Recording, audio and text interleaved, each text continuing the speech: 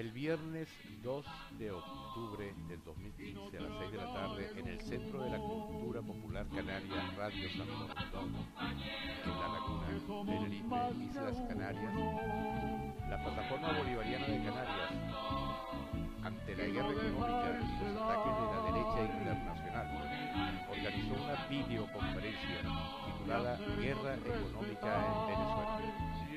Tuvimos la oportunidad de tener una conexión en directo con Oliver Rivas, del colectivo de trabajo revolucionario Avanzada Popular, responsable de la unidad de análisis estratégico del Ministerio del Poder Popular para la Alimentación. Pero si marchamos juntos, este mundo injusto se detendrá.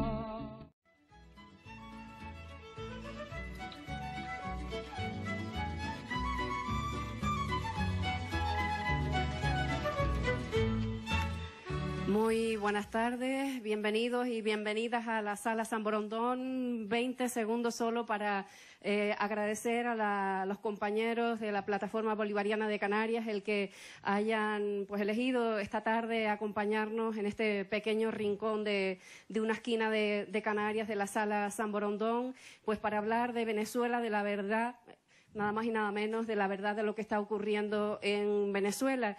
Agradecerles inmensamente a los compañeros de la Plataforma Bolivariana por eso y sobre todo por la labor que vienen desarrollando. Agradecer también muchísimo a las personas que nos acompañan esta tarde en directo, de manera presencial aquí en la Sala San Borondón, y a esos, pues a nosotros nos gusta pensar que son miles la gente que nos escucha a través de la radio desde cualquier lugar del mundo. Si quieren, pues pueden sintonizar en directo ahora Radio San Borondón y van a pasar una jornada, una velada, estoy segura que es interesantísima, porque vamos a hablar de esa guerra económica contra Venezuela. Bueno, los compañeros desde Canarias y compañeros desde Venezuela, bienvenidos y nada más. Espero que pasen un rato muy agradable y creo que va a haber pues coloquios, sé que tendremos la oportunidad también de escuchar a los compañeros que están en la mesa y a los compañeros que están de este lado. Muchas gracias. Vale, gracias. Gracias. Gracias, Anabel. Bueno, para comenzar, la Plataforma Bolivariana de Canarias quiere hacer un agradecimiento muy especial a Radio San Borondón por muchas razones, pero hay una que es muy sentida. Es de las pocas radios, de los pocos medios de comunicación que le han abierto la puerta a que la versión bolivariana, la versión del pueblo venezolano pueda ser escuchada. Una de las cosas más importantes que nosotros entendemos es que el pueblo, los pueblos, tienen derecho a recibir información veraz, información amplia, que realmente permita formarse una opinión en contra de lo que dicen los medios de comunicación en el Reino de España. En Venezuela existe esa libertad de expresión. El 85% de los medios están en manos privadas.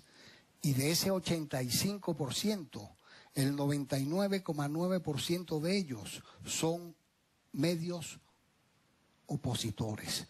Son medios que de manera frontal, de manera sin ningún tipo de dudas, opositan, se enfrentan a el gobierno revolucionario, el gobierno bolivariano. Y lo han hecho inclusive de formas que aquí en España significaría que sus dueños estarían presos. ¿Okay?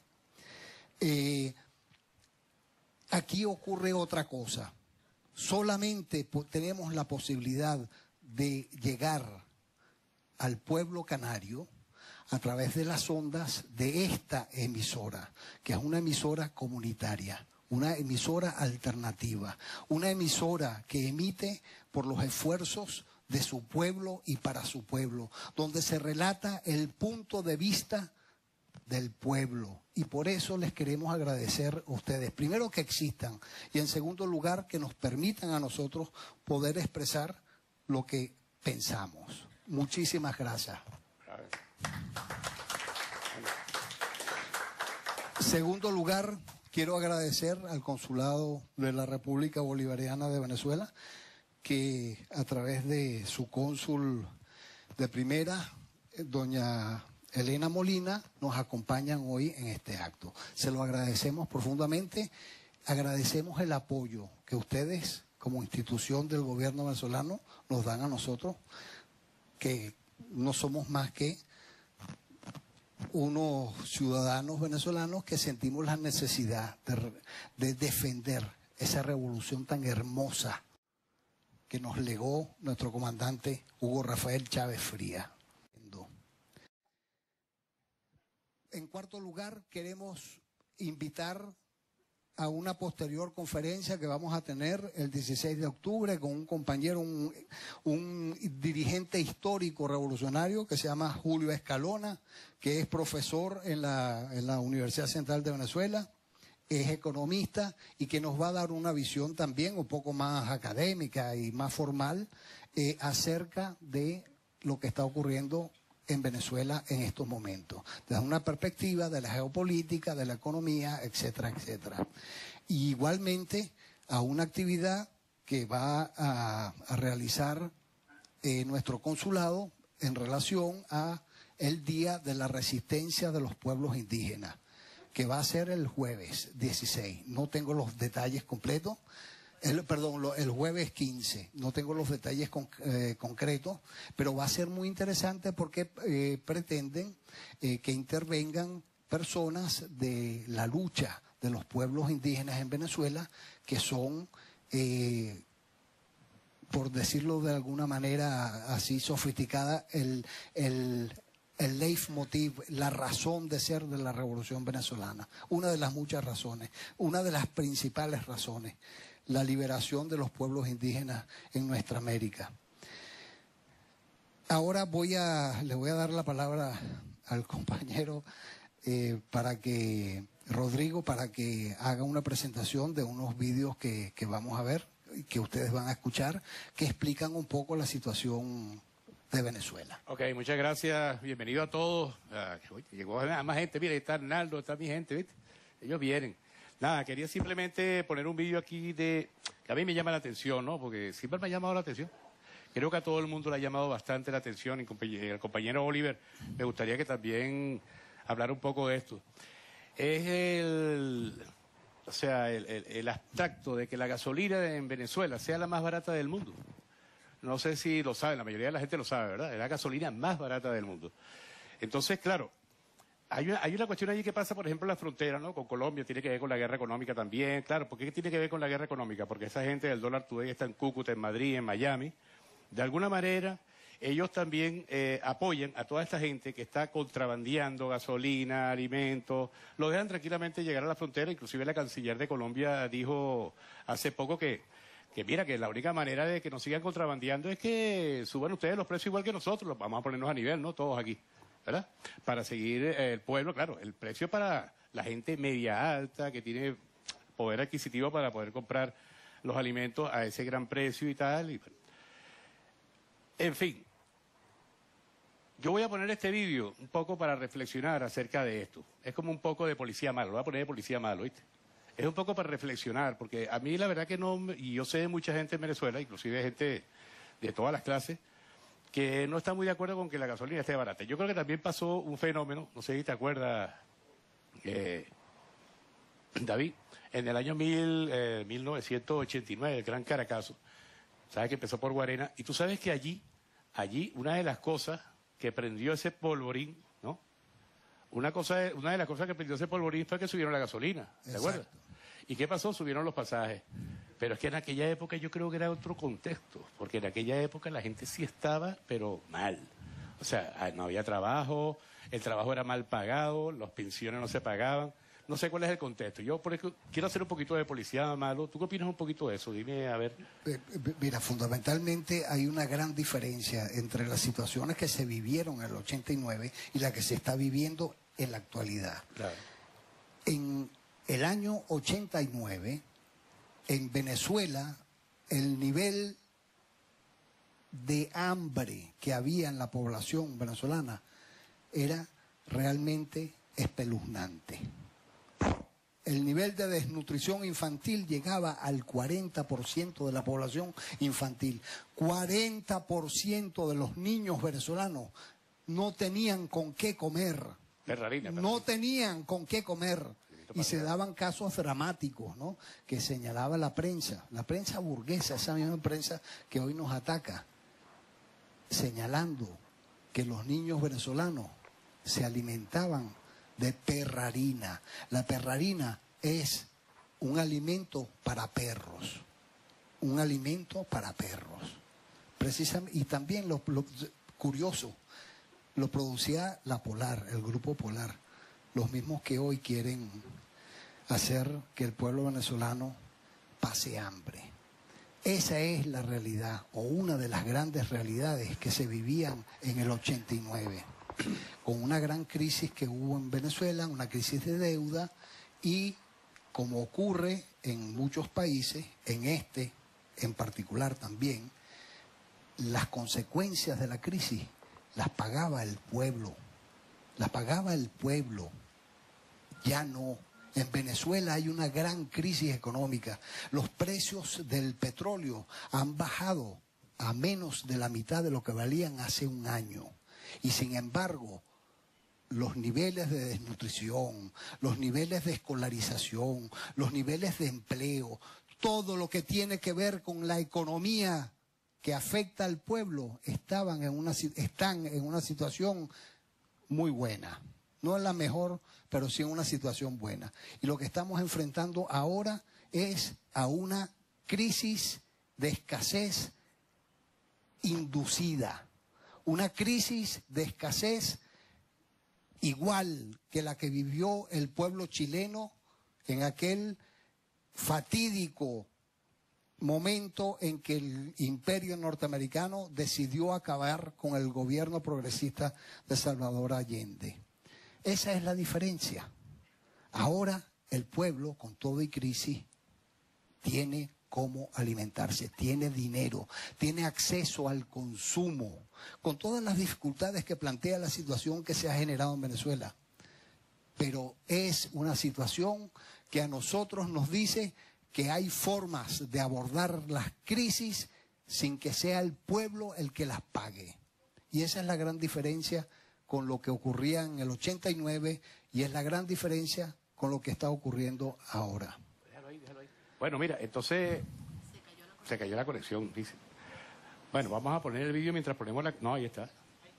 Sí, ok. Bueno, David, lo que tú estás comentando es cierto, pero tú sabes una de las grandes cosas que son paradójicas en el mundo, ¿no? Que ahora no hay perrarina. Eso es verdad, cuidado. Ahora no hay perrarina, no se consigue la perrarina. Para que ustedes vean lo abstracto del asunto. No, ahora que la gente tiene dinero para comprar, no solamente no hay leche, no, es que no hay ni perrarina. La acaparan también la perrarina. También. Porque ahora la gente tiene perritos, ¿ves? Como aquí, todo el rollo ese. Yeah. Bueno, vamos a poner el vídeo que quiero que lo vean, que es interesante, ¿no? Para mí, quiero que opinen de él después, que opine también Oliver allá en Venezuela. Vamos con el vídeo, pues, de una vez. El precio más bajo de gasolina del mundo. Nuestro país hermano, Colombia, tiene uno de los precios más elevados de gasolina en América Latina. 1 litro de gasolina en Colombia cuesta $1, por lo que llenar el tanque de un automóvil costaría $50. Al ser tan bajo el precio de la gasolina en Venezuela, el contrabando de este recurso hacia Colombia se ha convertido en un recurso con rentabilidad de 10.000% según cifras de Petróleos de Venezuela. 100.000 barriles de petróleo, es decir, 5% de la producción, pasan diariamente de Venezuela a Colombia generando pérdidas de $1.400 millones a la nación anualmente. Ok. Es un vídeo corto, simplemente para tener más o menos un pestañazo de lo que pasa allí.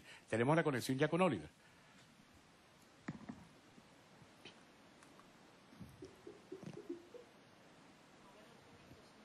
Sí, no te preocupes. Bueno, señores, estamos aquí conectándonos con la patria. Ajá. ¿Sí? ¿Nos escuchas, Oliver? Sí. Ok, ahora sí estamos. Pues nada, vamos a comenzar contigo y después ponemos un vídeo también que tenemos por allí tú seguramente lo habrás oído, de Walter Martínez, que habla también un poco del paralelismo que tiene que ver la guerra económica de Allende, ¿no? O sea, lo que pasó en la Chile del 73, el golpe que le dieron a Allende en aquella época y toda la gente que hicieron ellos, que es igual, o sea, es increíblemente igual, o sea, y pasaron 33 años y sigue siendo la misma agenda. Parece que les funcionó en aquella época, aquí no les ha funcionado, porque llevan ¿cuánto tiempo ya? 16 años llevan. 16 años, asesino, y con la misma agenda, ¿vale? Y otra vez la misma agenda. ¿Qué opinas tú de todo eso? Vamos a hablar de lo que es esa guerra económica. Sí, mira, ciertamente el formato es muy parecido, ¿no?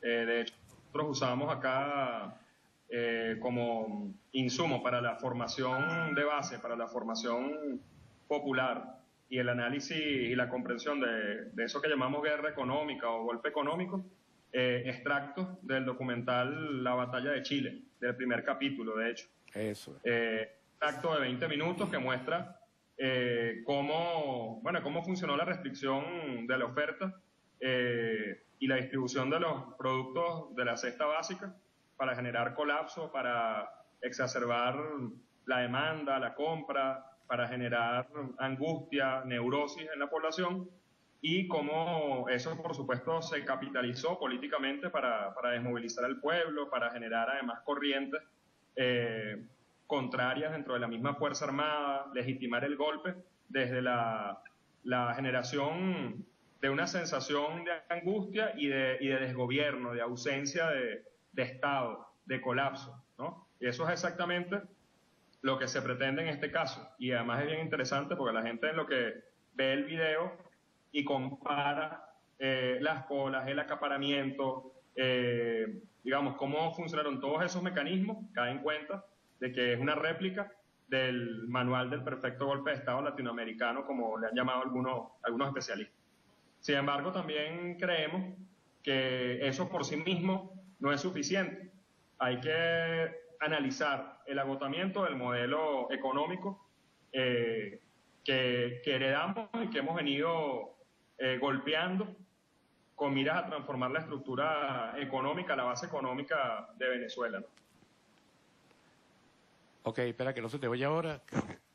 Mira, yo quería aprovechar cosas del directo, ¿no? Se nos olvidó una de las cosas más importantes, que es presentar al compañero. ¿Quién es el que nos habla? Se llama Oliver Rivero. Es Rivas, de un colectivo, o el colectivo de trabajo revolucionario Avanzada Popular. Y es el responsable de la unidad de análisis estratégicos del Ministerio del Poder Popular para la Alimentación.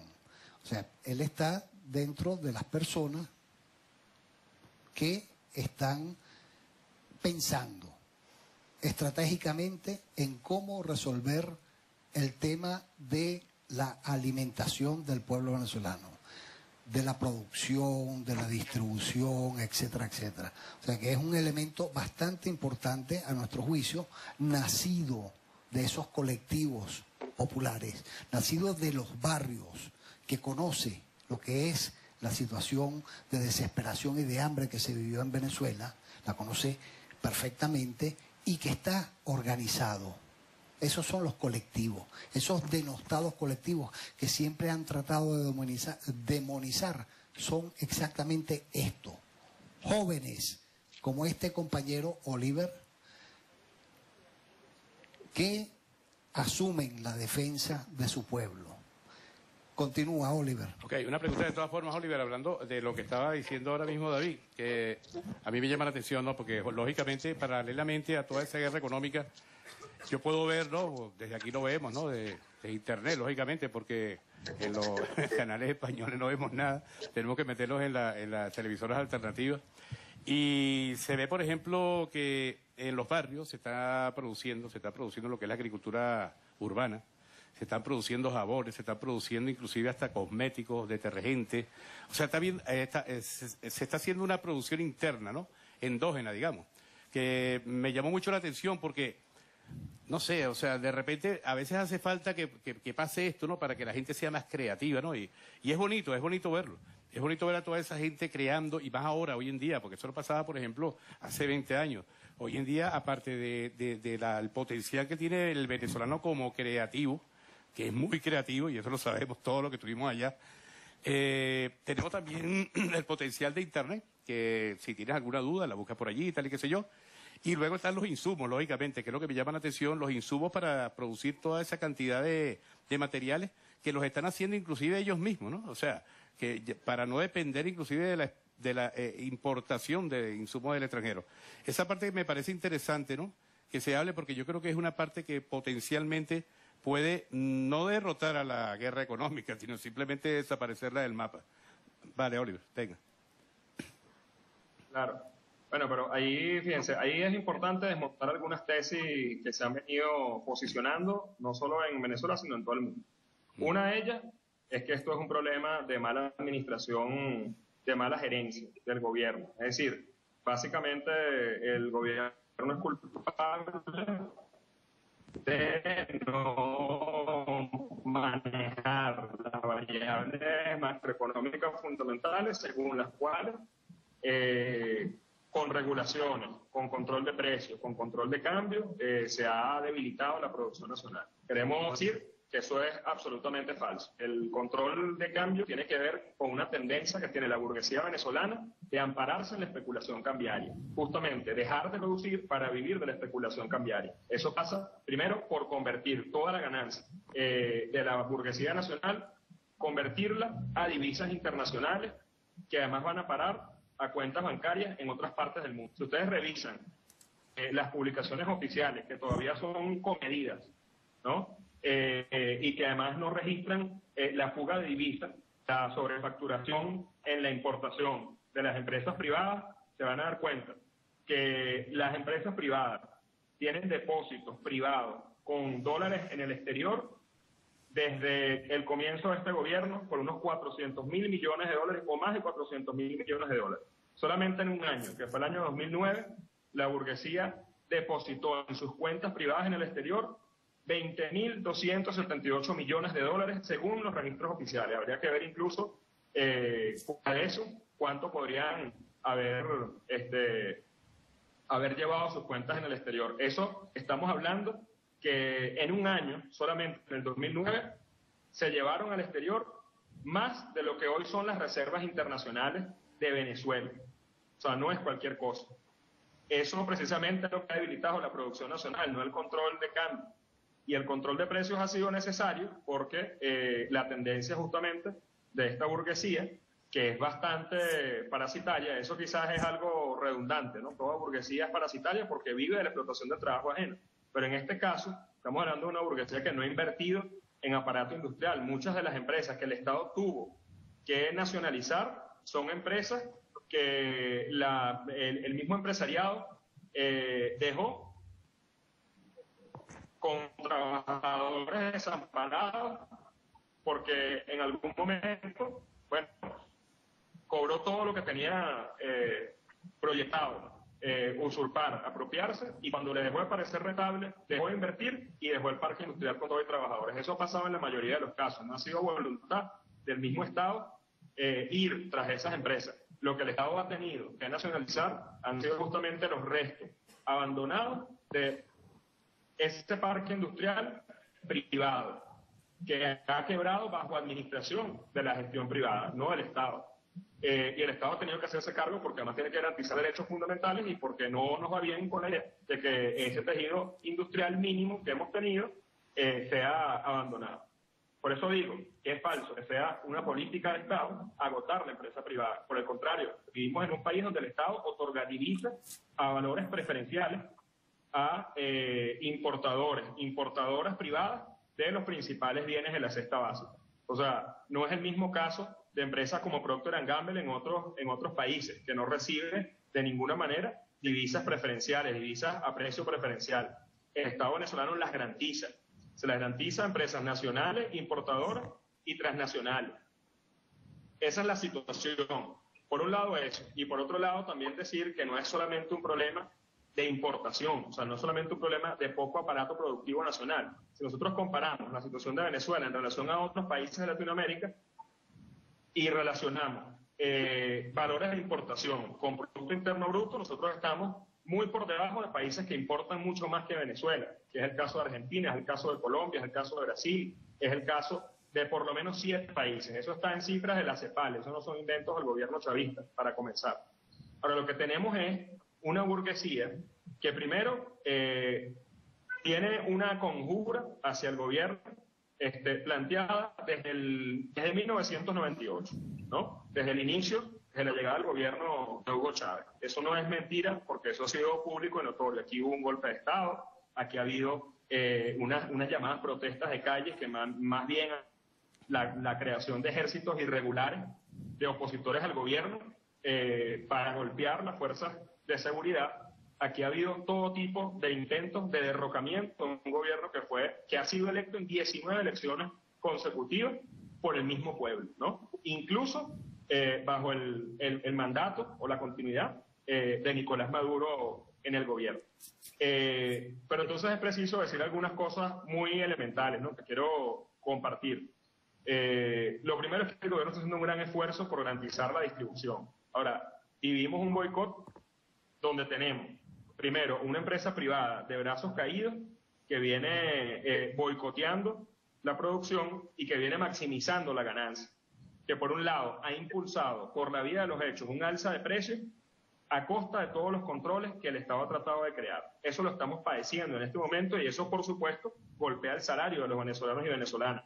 Ahora, la pregunta que habría que hacerse es si quien gana de eso es Nicolás Maduro, o más bien quien se aprovecha de eso son, bueno, los grandes capitales, los grandes grupos económicos que efectivamente ven su ganancia elevada porque ahora han podido sobrepasar los controles de precios que ha creado el Estado. Y lo otro que hay que decir es que, por supuesto, hay una situación de migración del capital a lugares que no tienen control. Eso es lo que explica, por ejemplo, el contrabando. Aclaro, es mucho más favorable para el capitalista, para empresas como el Grupo Polar, dirigida por la familia Mendoza, que es una de las familias que históricamente vienen de ocupar lugares privilegiados en la economía, de dirigir ministerios de fomento, ¿no? Han sido parte del gobierno en años anteriores, en épocas anteriores a la llegada de Hugo Chávez, y vemos cómo entonces terminan colocando, ¿verdad?, a través de un mercado paralelo toda esa producción o la importación en algunos casos en otros lugares como Cúcuta, es decir, más allá de la frontera con Colombia. Y además tenemos unas condiciones que el gobierno colombiano ha venido, si se quiere, favoreciendo con algunas políticas. Por ejemplo, tienen una ley del contrabando que termina legalizando todo producto venezolano que pase más allá de las fronteras con Colombia. Entonces, por el contrario, no combate el contrabando, sino que lo legaliza, lo formaliza y termina favoreciendo el mismo contrabando. Y por otro lado tenemos unas resoluciones como la 008, una resolución gubernamental que permite a las casas de cambio ubicadas en Cúcuta hacer cambio de moneda a valores no oficiales, ¿no? Es decir, unas casas de cambio liberadas. En Cúcuta lo que se hace es que se cambia el peso por un bolívar empobrecido. Entonces, mucho más en Cúcuta el peso en relación al bolívar. Eso también termina favoreciendo el contrabando, porque lo que se hace es que se compra en Venezuela y se vende en Colombia. En Colombia se obtienen pesos y esos pesos se cambian en Cúcuta. Entonces, por supuesto, se obtiene mucho más bolívares que los que se gastaron comprando esos productos en Venezuela. Me estoy explicando, eso es hacer dinero sin trabajar, eso es hacer dinero solo de la especulación cambiaria. Esa es la situación. Por eso el presidente Maduro tuvo que cerrar la frontera y exigirle al presidente Santos mínimas garantías para volver a abrir la frontera, porque en esas condiciones, obviamente, lo que se está desangrando al país. Y tampoco nos parece lógica que la respuesta sea elevar los precios de productos que Venezuela está subsidiando para que los pobres de este país tengan acceso a esos productos, quienes antes no podrían comprar y que, por supuesto, con esta alza de precios que impulsó la burguesía tampoco hubieran podido comprar, pero que lo estamos garantizando a través de una política de distribución de alimentos a precios justos, en la mayoría de los casos precios regulados, y solamente para un sector de la población que vive en pobreza extrema que es deber de todo Estado velar porque esas personas puedan tener mínimas garantías para su desarrollo, para salir de esa condición de pobreza, entonces a precios subsidiados.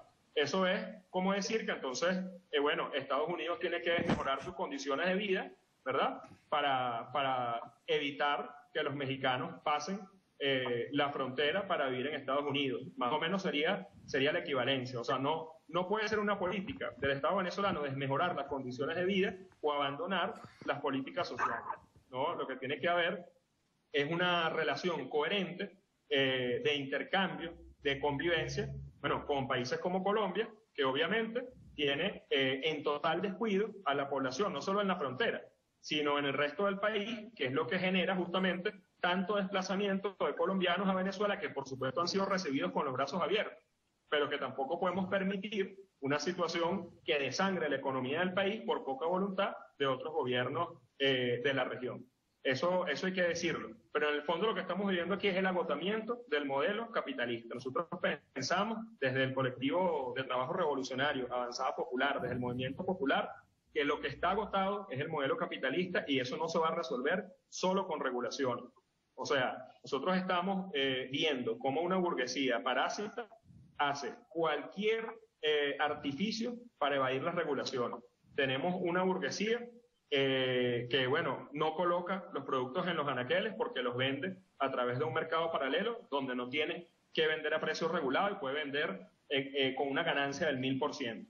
Pero también tenemos una burguesía, por ejemplo, que entonces ya no vende versiones de medicamentos que están reguladas, sino que vende otras versiones con los mismos productos, para poner un ejemplo, el acetaminofén, ¿verdad? Con cualquier otra denominación o cualquier otra versión que no aparezca dentro de la regulación. Esas son sencillamente formas de evasión. O, por ejemplo, venden pastillas de productos como el ibuprofeno, que es un medicamento, ¿verdad? Que es analgésico, entre otras cosas, bueno, en versiones de menos miligramos al mismo precio. Es decir, si antes cada pastilla traía 400 miligramos, ahora venden pastillas de 200. Eso implica que ellos gasten menos materia prima y sigan vendiendo el mismo precio. Esa es la tendencia. Están buscando maximizar la ganancia de cualquier forma. Y eso el Estado no lo puede controlar solamente con leyes, sino es el mismo Estado que se supone que representa la organización de la sociedad, ¿no? Y además un gobierno que ha sido electo 19 veces para amparar un proyecto que favorezca a las mayorías trabajadoras, si no controla la producción y la distribución. Eso es lo que venimos promoviendo. Ahora estamos hablando de un Estado que el fin de semana pasado, el sábado pasado, hizo más de 1.200 mercados comunales en los barrios y en las zonas más pobres de todo el país para garantizar alimentos a precios justos, con una diferencia importante. Es decir, 1 kilo de carne en distribuidoras privadas, en abastos privados, puede valer, por ejemplo, más de 1.000 bolívares en este momento. Y el mismo Estado lo garantiza a través de esos mercados, donde por supuesto hay muchísima gente. O sea, el problema de las colas no es mentira, porque justamente la mayor parte de la población busca esas ofertas. Y en esos mercados comunales encontramos el mismo kilo de carne en 120 bolívares, 200 bolívares, o sea, 800 veces menos, ¿no? Eso no es cualquier cosa. Entonces eso es lo que está en disputa. Ahora nosotros entendemos que además hay toda una guerra de laboratorio, ¿verdad? Un laboratorio de guerra psicológico y que hay matrices que se han venido posicionando. Y nosotros estamos en una situación también de dispersión desde la sierra del comandante Chávez hasta este momento, donde, bueno, hemos tenido que responder muchísimos frentes, ¿no? Internacionales. O sea, un decreto que amenaza la paz de Venezuela, que no va a derrocar a Estados Unidos.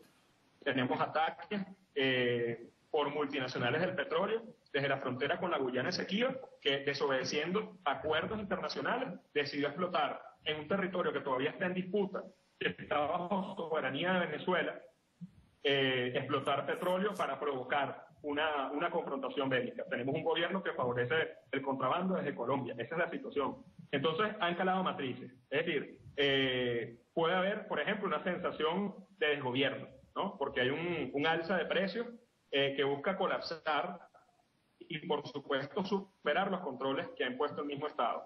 esa sensación de desgobierno que busca legitimar. Bueno, un golpe de Estado. Necesitamos entonces una mano dura que venga desde la Fuerza Armada y ponga orden. Por ejemplo, esas no son situaciones casuales, son situaciones creadas por laboratorios de guerra y nosotros estamos conscientes de eso. Ahora, nosotros tenemos también unas propuestas para avanzar, porque pensamos que es hora de que el pueblo, como ha hecho durante el golpe de Estado del 11 de abril de 2002, como hizo también durante el paro patronal y el sabotaje petrolero del 2002 y 2003, pase a una línea, a la primera línea en esta confrontación, que asume un papel protagónico. Pensamos que la única manera de garantizar que lo que Venezuela está produciendo, lo que sí está produciendo, ¿no?, a pesar de redes de distribución mafiosas que funcionan como intermediarias entre el campo y la ciudad, que a veces elevan los precios por más del 1000%, a pesar de que los productores a veces no reciben el pago justo por la labor que hacen, ¿no? Bueno, a pesar de eso, hay un esfuerzo productivo bien importante. Yo quiero decir aquí cosas. Por ejemplo, si ustedes ven las cifras, Venezuela está importando hoy día más del 60% de las importaciones que hace Venezuela no son importaciones de productos terminados para el consumo final. Son materia prima y capital fijo, es decir, maquinaria. Eso no es casual. Esto es justamente una política de apalancamiento, de sustitución de la importación y de producción nacional. Pero, por supuesto, en un mercado internacional sumamente hostil, porque la política de Estados Unidos ha sido debilitar el precio mundial del barril de petróleo para golpear a sus principales adversarios, que son justamente Rusia, China y Venezuela, que se amparan en espacios como la OPEP para elevar el valor de la producción. Entonces, eso implica que en este momento el Estado venezolano, que antes tenía un ingreso nacional por producción y venta del petróleo de $100 el barril, ahora tenga $50 por ese mismo barril. Es decir, tenemos la mitad del ingreso nacional. Ahora, ustedes me dirán, ¿cómo se explica entonces que a pesar de eso, en Venezuela se sigan construyendo casas para las familias más necesitadas que se pagan a precios módicos, mientras en España ha habido más de 600.000 desahucios o desalojos forzosos de familias trabajadoras, ¿no?, donde además el nivel de especulación lleva a que esas familias queden sin casa, pero además queden endeudadas por los bancos que están exprimiendo a las familias trabajadoras de esas partes de Europa? ¿Cómo se explica que aquí en Venezuela se entreguen 700.000 viviendas a pesar de que el ingreso petrolero se ha reducido a la mitad? Bueno, porque obviamente tenemos un Estado que combate esa crisis capitalista, esa crisis del capitalismo parasitario y decidido a hacer añicos el salario de las mayorías trabajadoras, a exprimir a la clase trabajadora, y a eso se resume el programa político de los factores de oposición en Venezuela. Son factores sin proyecto nacional. Básicamente, favorecer inversiones extranjeras. Ahora, ustedes me dirán cuál es la manera de favorecer la inversión extranjera. ¿Qué debería hacer un gobierno para favorecer la inversión extranjera? ¿Qué tiene que hacer? Desmejorar las condiciones de trabajo, congelar los salarios, por ejemplo, liberar las tasas de interés bancaria, acabar con el seguro social. Bueno, claro, porque eso a lo mejor sería bien atractivo para algunas empresas que así sí invertirían en Venezuela porque podrían pagar mano de obra barata. Ese es el programa de la oposición. Eso no es lo que está haciendo este gobierno. Este gobierno está garantizando derechos sociales y económicos fundamentales a contracorriente. Es decir, no es que nosotros vivimos una situación de maravilla, ¿no? Es una situación de mucha tensión. La gente está efectivamente cansada, probablemente agotada de hacer horas de cola. El problema es quién se beneficia de eso. O sea, ¿se beneficiará tanto esta crisis la clase trabajadora o el gobierno de Maduro como se han beneficiado los grandes capitales y los grandes grupos económicos, que han ganado mucho más de lo que podrían ganar vendiendo los productos a precios regulados? No, por supuesto que no. Entonces eso pone, por supuesto, el beneficio de una forma distinta. Lo que sí ha garantizado el gobierno bolivariano decididamente es la protección de los más pobres. A veces incluso sin que ese mismo sector de la población tenga conciencia de que esto no lo haría para nada un gobierno neoliberal como el que representa o ha pretendido representar ya no sé en cuántas elecciones Enrique Capriles Radonsky, que además pasó a mejor vida, ya va detrás de la ambulancia y no tiene ningún liderazgo. Eso, digamos, es parte del debate, y es parte del debate que en este caso tenemos que generar las organizaciones populares, las organizaciones de base. Y bueno, todo eso también además lo ponemos a disposición en gráficas, en presentaciones que hemos hecho para poder compartir no solo con la población venezolana, sino con nuestros compañeros y compañeras de otros países, la situación de Venezuela más allá del cerco comunicacional. Fíjense, es que es tan interesante el cerco internacional, el cerco mediático, que en estos días, una anécdota, salimos a pasear en bicicleta. Después vi una foto donde aparecía mi hijo, aparecía yo, junto con otros dos compañeros, en el New Herald, ¿no? Que decía, en Venezuela las ciclovías avanzan a pesar del infierno y el caos del tráfico. Lo único que no dice ese reportaje es que esa ciclovía la hizo este gobierno y la hizo el alcalde de Caracas, que cubrió, como nunca se había hecho en este país, de extremo a extremo de la ciudad, una vía exclusiva para las bicicletas en una lucha que estamos dando contra un modelo de ciudad que es profundamente hostil y que es profundamente agresivo con la gente, que pensamos que tiene que humanizarse, ¿no? Entonces son esas medias verdades que se dicen a través de los medios, verdades que se omiten. O sea, se dice que hay una ciclovía, pero no se dice quién la hizo. Y entonces, claro, una maravilla, pues, ¿será que son los ciclistas solos los que lucharon por esa vía para el ciclismo? ¿O será que hay un gobierno que está favoreciendo la construcción de otra lógica de ciudad y de un hábitat mucho más humano, ¿no? Esos son parte, digamos, de los esfuerzos y los desafíos que tenemos desde este momento en Venezuela. Hasta aquí la primera parte de la videoconferencia Guerra Económica en Venezuela. En la segunda parte seguiremos profundizando en los desafíos que tiene el pueblo venezolano para seguir avanzando en esta guerra económica y poder profundizar más en la revolución bolivariana venezolana.